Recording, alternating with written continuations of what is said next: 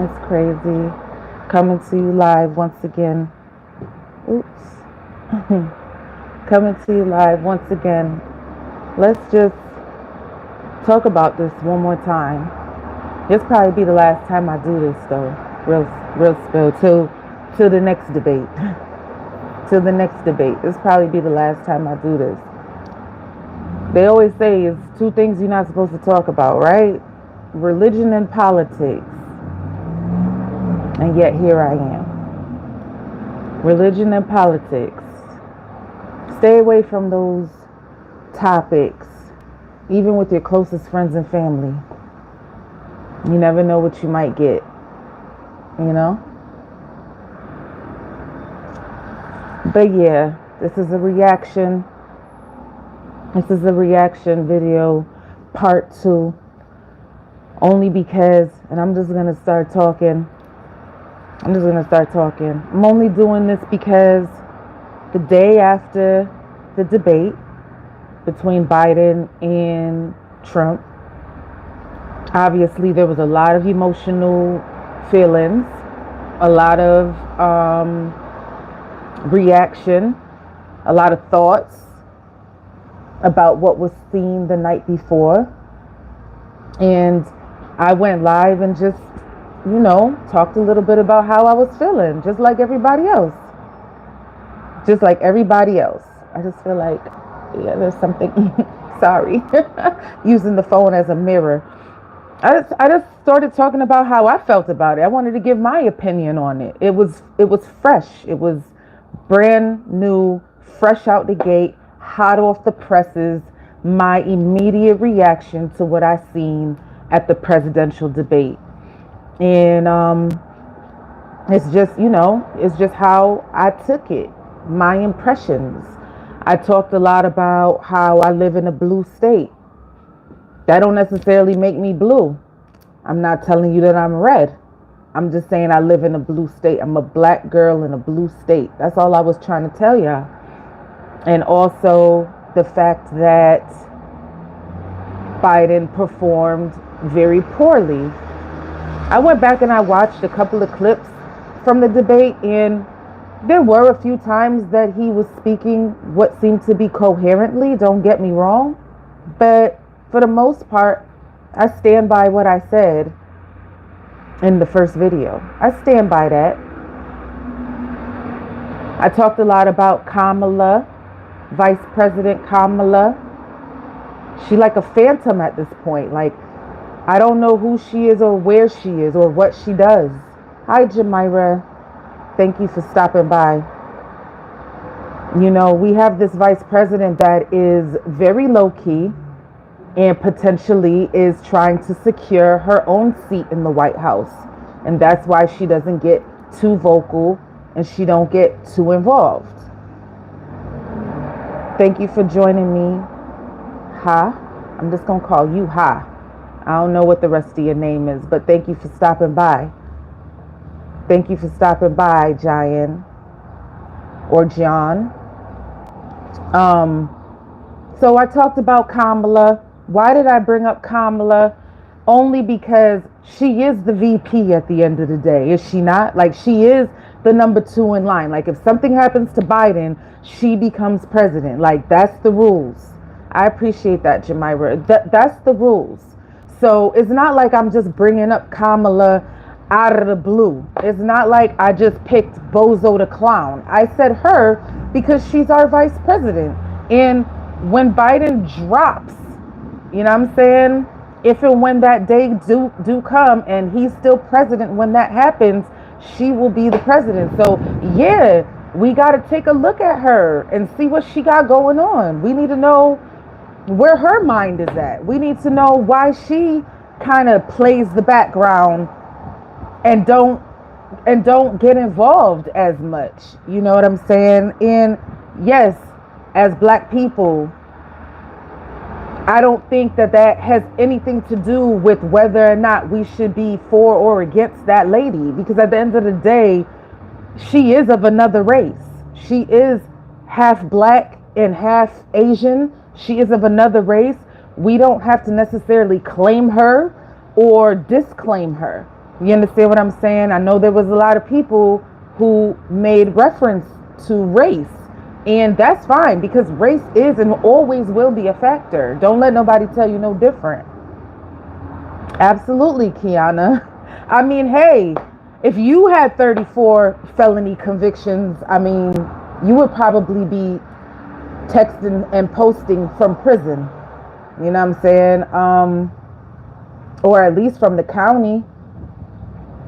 Hi, and thank you for stopping by. Even people who are Trump 2024, you want to call yourself MAGA or whatever, that's fine. Listen, we had a governor here in my very, very blue state.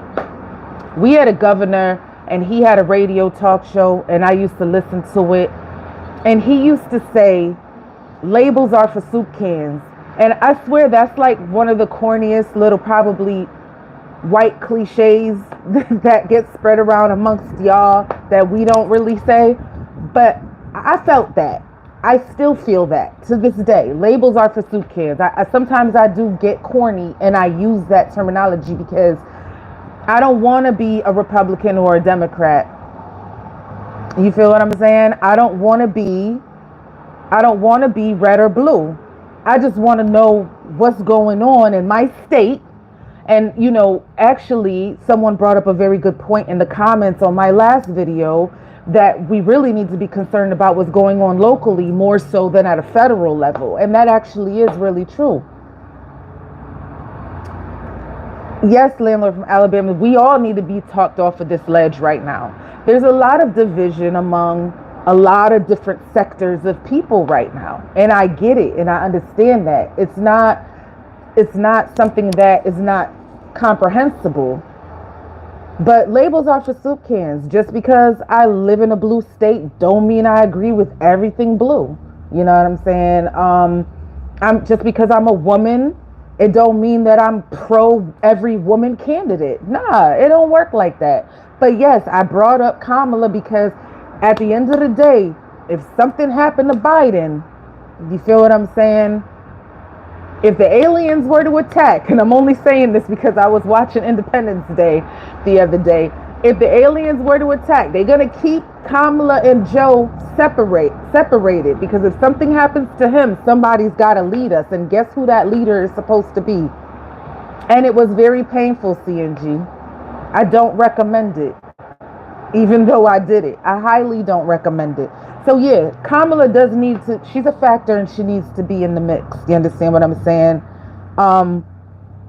Black people. And that don't mean that you gotta be black to listen to this conversation. That don't mean you gotta be black to be in this live. You understand what I'm saying?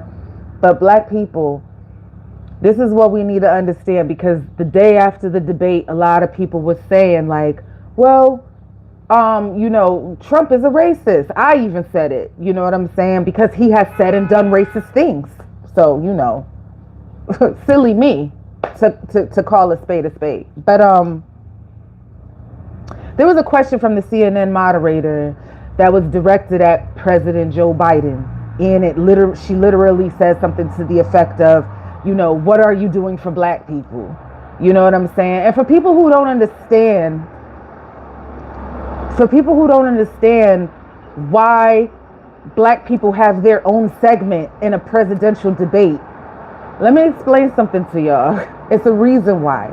It's a reason why. It has nothing to do with what you want to call it, like superiority or any like special race or anything like that. It don't have anything to do with that affirmative action and all of that. The reason why they ask those type of questions is because black people actually have been so far behind in this country that it's an actual literal question that needs to be asked of anyone that's trying to run for president. Let me explain something to y'all. The CNN moderator said to the president of the United States, black families earn less than white families. Black people go to jail 5 times more than whites. Black mothers die 3 times more than everybody else due to pregnancy complications. Talk to me about it, Chex. Talk to me about it. There's a reason why these questions come up. And Biden, he tried his best to answer this question the best he could. in the condition that he was in. And one of the things that stood out to me, he's like, oh, we're doing this for black people. We're doing this for black people. Unemployment rates are the lowest they've ever been. That's the problem with him and Trump, though. They always speak in extremes. This is the best it's ever been. I've done this the best in the history of doing it. Everybody says this and nobody likes that. You can't talk like that in them type of extremes. You understand what I'm saying? But he said, one of the things he said when he was talking about the things that he's done for the black community, he said, we're dealing with the segregation among corporations who collude to keep blacks out of their houses. What the fuck year are we in? Excuse my language. What year are we in that's still an issue? Let me see. Carla says, I want to tell you something honestly, as someone who isn't American, you guys need to forget the race nonsense. To the rest of the world, an American is an American no matter what your color. I appreciate you, Carla. Let me put you on to something. Why would the president of the United States in 2024, if color doesn't matter, right? American is American, right? Remember you said that, Carla. Because why in 2024 is the president still having to negotiate and deal with corporations who are still trying to keep black people from owning homes in 2024? But race doesn't matter. We just bring up race because we just can't let go of the past.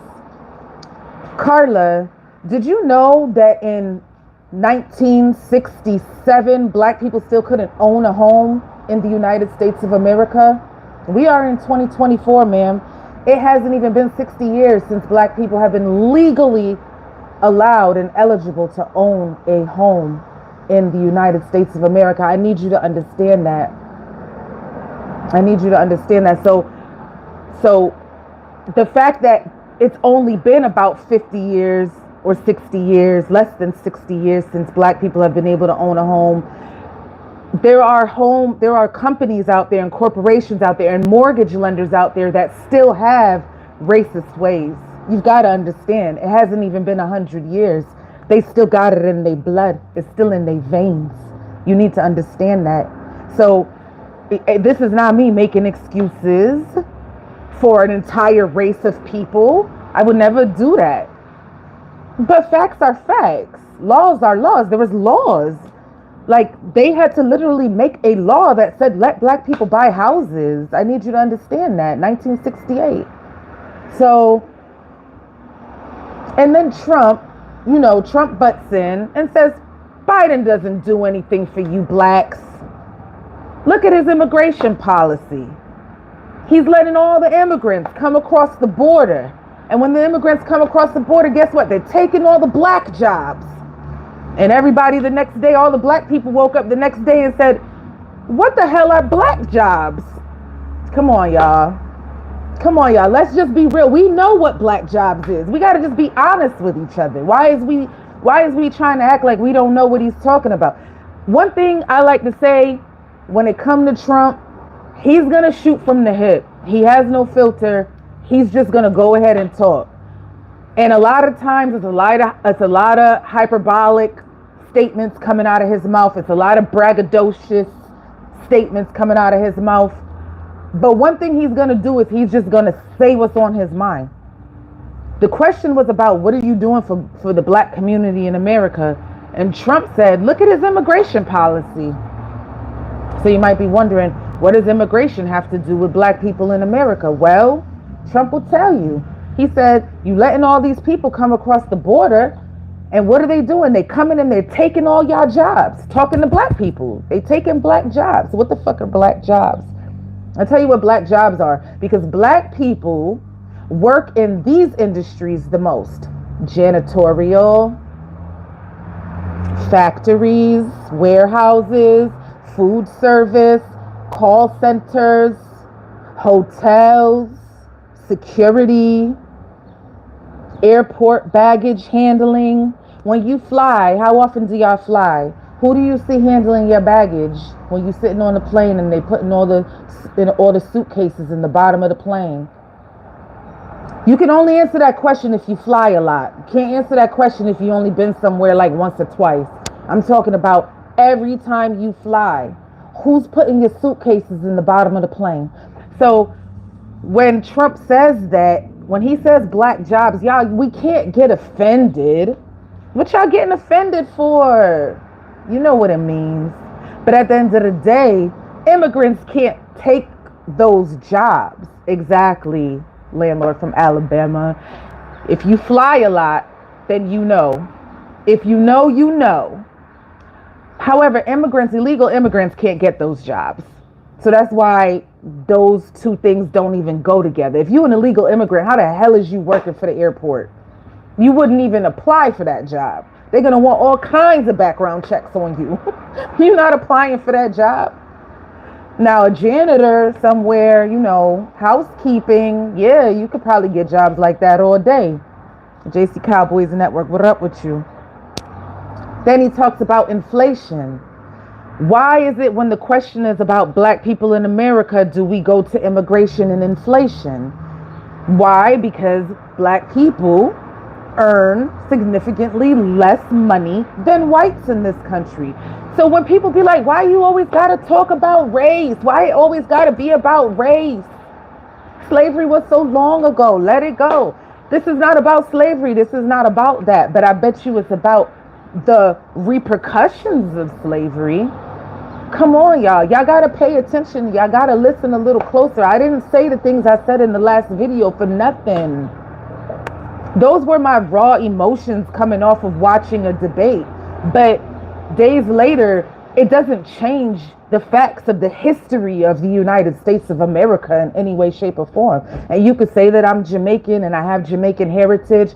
Trust me, I was telling a friend the other day, if they was handing out reparations today, I would step out of the line and let y'all go in front of me. Because my family weren't slaves in this country. So don't give me that. I'm just stating the history of the country. And this is as it relates to the debate. You understand what I'm saying? Trump does speak facts sometimes. You know what I'm saying? He's very just loose and unfiltered. And he says what's on his mind. A lot of times, like I said, it's hyperbolic, it's extreme, and a lot of times it's just not factual. But when he's saying how he feels, he's not going to try and sugarcoat nothing. Very blunt. He's not going to try and sugarcoat nothing. People wanted to know, why does everybody keep saying he's a liar? Because when Trump says things like, and these Democrats, I had to get rid of the abortion law because these Democrats want you to be able to have an abortion all the way up until the baby is born. These Democrats want you to be able to abort the baby after you have the baby. These Democrats want you to be able to cut the baby out your stomach and kill it right there on the table and have a post-birth abortion. Like, he says stuff like that. That's called extremities, people. The Democrats absolutely have never said they want to be able to kill the baby after the baby is born and call it an abortion. It doesn't work like that, y'all. You got to listen. You got to listen and you got to make sense out of nonsense. This is why people say that Trump is a liar. He might have a point that, yes, Democrats are for abortion. Democrats very liberal, they're for abortion. Republicans very conservative, not so much for abortion. Abortion is a very touchy topic. I'm sorry for the men that are in the chat or whatever, that maybe it might make you feel uncomfortable. But there are no laws where the Democrats have said they want to be able to murder babies. That's just the way he talks. But by him speaking that way, it makes it that much easier for people to call him a liar or try to debunk the things that he says. And that's where he messes up at. By him being so extreme with the way he speaks, it opens the door for people to say, he's lying. That's not true. Nobody said that. Nobody did that. It's no laws like that. Because he talks too damn much. And he's way too hyperbolic. The point of the matter is, let's talk about the super predators thing. I told y'all, I'm just trying to go back to my video, my original video. I got a lot of comments that I've been responding to today, and I really did appreciate the conversations that were had in that video. I really do appreciate the way people were open and shared their thoughts and their feelings about what's going on in American politics. Because whether you into politics or not, whether you vote or not, whether you care or not, whether you black or white or whatever, it's something that is going to affect you in one way or another eventually. So you kind of got to be a little bit concerned, and you kind of got to be a little bit aware, even if you don't want to immerse yourself into it. You understand what I'm saying? Trump said that Biden don't even like y'all black folks. He been calling y'all super predators for years. He been calling y'all super predators. Don't y'all know? Like, he don't even mess with y'all. And Biden never even defended himself from that. He was just like, huh? What? I don't even think he even said, I ain't say that. He could have at least say, I didn't say that. But I'm going to tell y'all the story of super predators, just in case you don't know, or just in case you heard it through the grapevine and you might have gotten a little bit of bad information along the way. Carla, I'm with you, girl. Let me see what you got to say.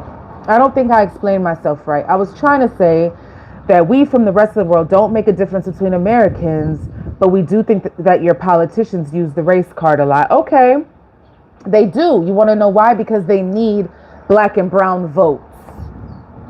You're absolutely right.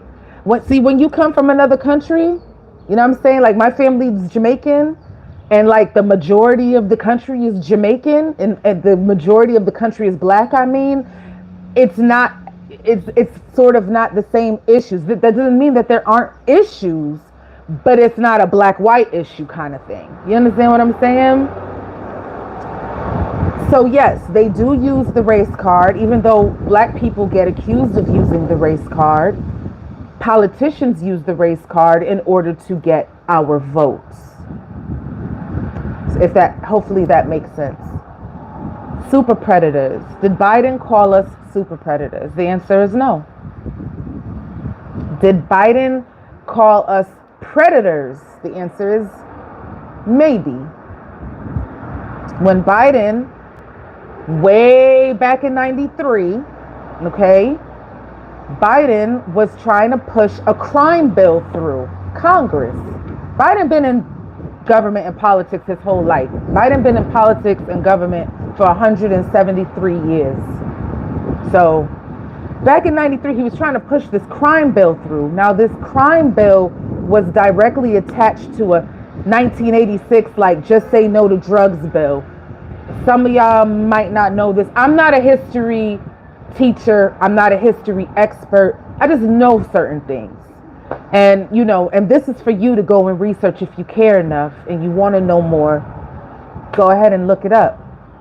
1986, there was this war on drugs, right? Let me tell y'all how they did it, though. They made mandatory 5-year sentences for 5 grams of crack. Then they made mandatory 5-year sentences for 500 grams of coke. Why is that significant? Why is that significant? 5 grams of crack gets you 5 years. 500 grams of coke gets you 5 years. Do that sound like it's balanced, equal, fair? Do it sound sensical or nonsensical? Okay, so the reason why that directly affects the black community is because crack is a lot less expensive than cocaine. Okay? Crack was found to be more predominantly in impoverished communities.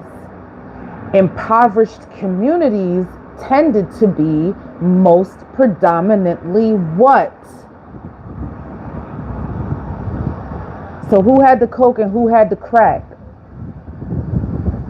Based off of what I just said, who's going to go to jail more? So that's what that 1986 crime bill was all about. The alleged war on drugs. The war on blacks. And then Biden was trying to push through a bill that was sort of like a reproduction of that 1986 war on drugs bill that had some other stuff added to it and stuff like that. He was trying to push it through. So he was doing this speech on the Congress floor, and he started talking about all the crime. There was a rise in crime in the early 90s. You feel what I'm saying? Just know your history. Rise in crime in the major cities, New York and things of that nature. Rise in crack cocaine. Look, do your history. Just go educate yourself if you're interested in this kind of stuff. And because the crime was on the super rise, it was spiking, a lot of deaths, a lot of crime. They were trying to figure out, allegedly, how to sort of curtail all of this. And he was trying to push through this bill. So when he was doing the speech, he was like, these predators that are in the streets and are killing and raping and murdering and robbing, these predators. And he used that word predator. But because crime and the prison population is predominantly what? And the people who are being arrested for all of these crimes are predominantly who? Therefore, when you're speaking about predators, who are you talking about? So that's where the predator thing came from. The super predator thing came years later from Hillary Clinton. She added the word super to it. So you could just ask her who she was talking about. But that's where predators come from with Joe Biden. Just so you know. It came from 1993. Okay? But when Trump brought that up, he was like, he don't even like y'all. He been calling y'all super predators for years. Biden didn't even defend himself, bruh. Where does this leave black people in America? Like, where do they stand? Like, who do you love? Who do you vote for? What do you do? A lot of people are saying this is not our fight. And I get that. Labels are for soup cans. I am not a Democrat or a Republican. No. Don't get it twisted. Don't get it twisted. So listen. Oh, and by the way, President Clinton signed that bill. The one that, helped to put a majority of blacks over whites into jail for the same type of crime. Or made it so that the crime didn't fit the time disproportionately against black people. You understand what I'm saying? I have a question. Who do y'all think came in and sort of tried to clean that up as a president? Which president do you think came in and tried to fix that unbalanced 5 grams versus 500 grams mandatory 5-year sentencing? Which president you think came in and tried to fix that? Ding, ding, ding. I don't got no prize, but you are correct, sir. It starts with an O and it ends with Bama. Or some people might say Bama. Big Bama. Yeah. President Obama fixed that. It's a lot of black people that walk around and say Obama ain't never do nothing for us. I mean, I don't know what y'all want politicians on that grand of a stage to actually do for you. You better start a little smaller. You better dream a little tinier. The president ain't about to just hand you nothing. But Obama did get that done. You feel what I'm saying? And that's the thing with Republicans and Democrats. The Republicans is always saying to us, catering to blacks, Carla. I'm European and my husband is African, and it just kind of makes no sense. Yes. Thank you. And I get it. And I'm trying my best to explain the sentiment of how it feels to be black in America. You need to understand there honestly is a difference. And I'm not trying to divide black people as a race, but there really is a difference between an African living in America and a black American. There's a difference. And your husband will tell you. He'll sit you down and he'll tell you. But what they do to cater to us and to pander, I should say pander, not cater, pander to us, is the Republicans will say, come over here with us, black people. The Democrats don't want no good for you. They just want to keep you down so they can give you handouts. And that's all. You'll never rise. Come over here with us. We not gonna give you nothing, but we ain't gonna hold you down either. Come over here with us. And the Democrats look at black people and they like, stay over here with us, black people. You feel what I'm saying? Stay over here with us because we got all the good stuff over here. We'll give you everything you need. The Republicans don't care about you. They trying to cut all the programs that'll help your ass. Like every program that will help you, the Republicans is trying to cut that shit. You feel what I'm saying? Where as a black person do you go? Where do you go? We don't want your handout. We just want a fair shot, bruh. Where do you find that at? On what side? Where do you go? I'm just asking, like, these are all just I'm just shooting it off the top, y'all. Why is what, Carla? And that's okay because all Republicans is not white. You know, there's black Republicans. Republicans' conservative views actually fit more of a black agenda in some ways. And I cannot speak for all of Black America, obviously. But I'm just saying, conservative views are conservative views. It doesn't have a color. Let me put it like that. Conservative views have no color. So if you agree with certain things that Republicans are trying to do and put forth and implement, then you may tend to lean to the right. You feel what I'm saying? You may tend to lean to the right. The blue side is just loosey-goosey. Do what you want. It's liberalism. Like, if you want to be free, then you lean to the left. But what the Republicans try to sell you is small government. Give everything to the people. Let y'all do your own thing and figure this shit out by yourself. Don't just come see me when you really need something big, like some Supreme Court type shit. But I don't got nothing for you. Go out into the world. Go procreate and prosper.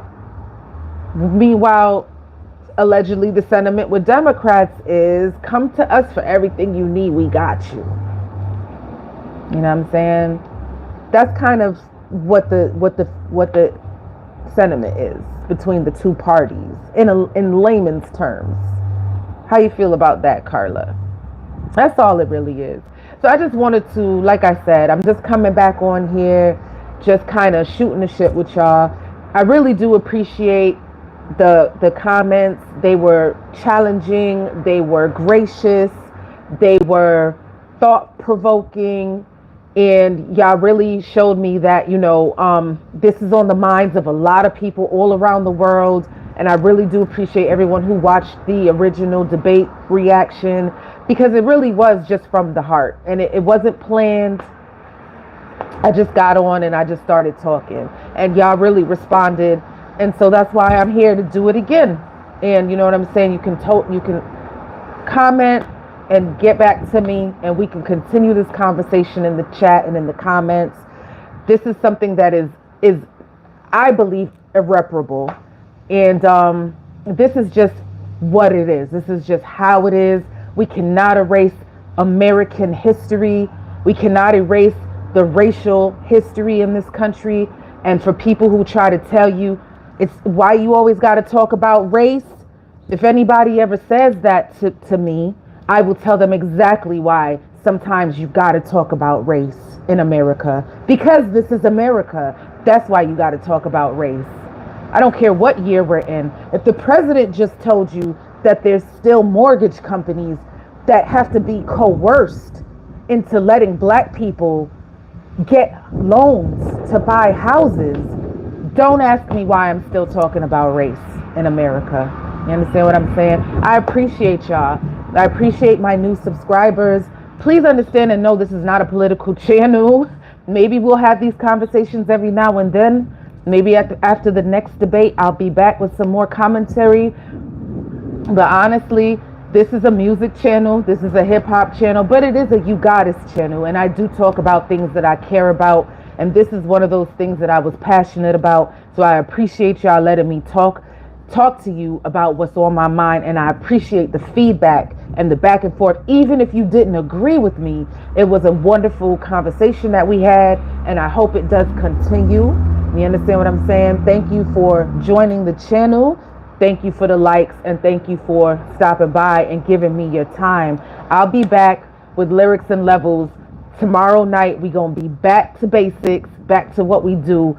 It's going to be a legal conversation about the war on AI music production. We'll be talking about that tomorrow. I'm excited to get into that conversation because law is kind of my jammy jam. I understand that, Carla. You never said exactly where you were from, and you don't got to tell me, personally where you're from. But I really did appreciate your perspective coming from a European that's watching and sort of digesting American politics. Obviously, I am not CNN, but I'm boots on the ground with it. And I promise you, I will never steer you wrong or use hyperbolic statements to get you to come over to my side. I don't even have a side. I'm just here. I'm just a black girl in a blue state. Big up to Portugal. All right, y'all. I'ma holla at y'all.